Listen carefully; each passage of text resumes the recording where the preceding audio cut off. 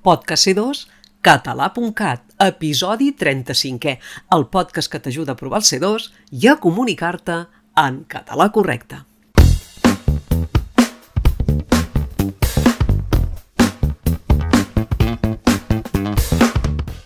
Feia temps que no et fèiem fer de detectiu lingüístic i com que estem convençuts que escoltant i analitzant les paraules se n'aprèn molt, recuperem aquest tipus de repte.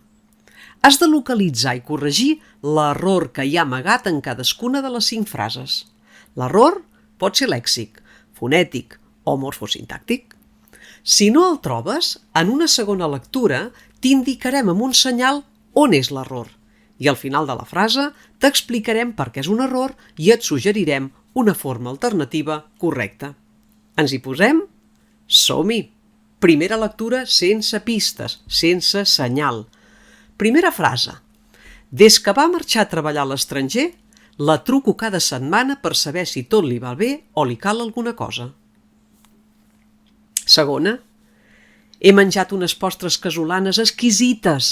A partir d'ara, ja sé què demanaré quan torni en aquest restaurant. Tercera. Us anuncio que estem a punt d'inaugurar la nova biblioteca i que tindrà un espai dedicat a potenciar l'ús de la nostra llengua. Quarta. Si jo fos tu, li telefonaria de seguida i intentaria convèncer-la de que tot ha estat un malentès. I cinquena i última. En quant a la pregunta que m'heu fet, he de dir-vos que us l'aclariré exhaustivament tot seguit. I ara, la segona lectura amb pista i explicació. Primera frase. Des que va marxar a treballar a l'estranger la truco cada setmana per saber si tot li va bé o li cal alguna cosa. No és la truco, ni el truco, és li truco. Els verbs telefonar i trucar, quan volen dir establir una comunicació per via telefònica, porten un complement indirecte darrere, que indica el destinatari de la trucada. I com t'expliquem al curs, tant és que el destinatari, el complement indirecte, sigui un home com una dona. Sempre fem servir el mateix pronom, li. Segona frase. He menjat unes postres casolanes exquisites. A partir d'ara, ja sé què demanaré quan torni en aquest restaurant. La forma correcta és exquisides. El femení d'exquisit és exquisida, amb D. La T es canvia per una D. Ves alerta perquè l'hem vist sovint a l'examen de C2. Tercera.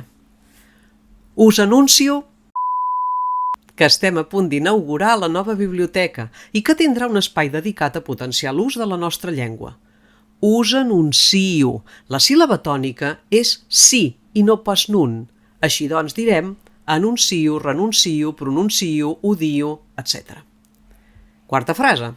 Si jo fos tu, li telefonaria de seguida i intentaria convèncer-la de que tot ha estat un malentès. Recordem que davant de que, quan és conjunció, no hi pot anar cap preposició. T'ho expliquem detalladament al curs. Així doncs hauríem de dir intentaria convèncer-la que tot ha estat un malentès. I cinquena i última, en quant a la pregunta que m'heu fet, he de dir-vos que us l'aclariré exhaustivament tot seguit. No és correcta la locució en quant a. La forma correcta és quan a. Per tant, la frase que hauríem de dir és quant a la pregunta que heu fet.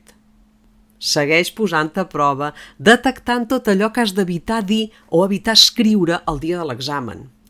Per seguir practicant, et recomanem que et subscriguis al nostre podcast i que el comparteixis amb qui tu creguis convenient.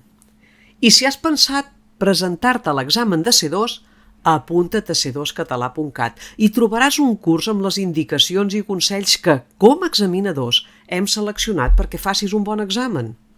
Al curs hi trobaràs les 3 parts de l'examen, discurs escrit, gramàtica i lèxic i discurs oral, comentades i amb activitats d'assoliment. Evita els errors des d'ara mateix, que no se t'escapin. Ens hi veiem?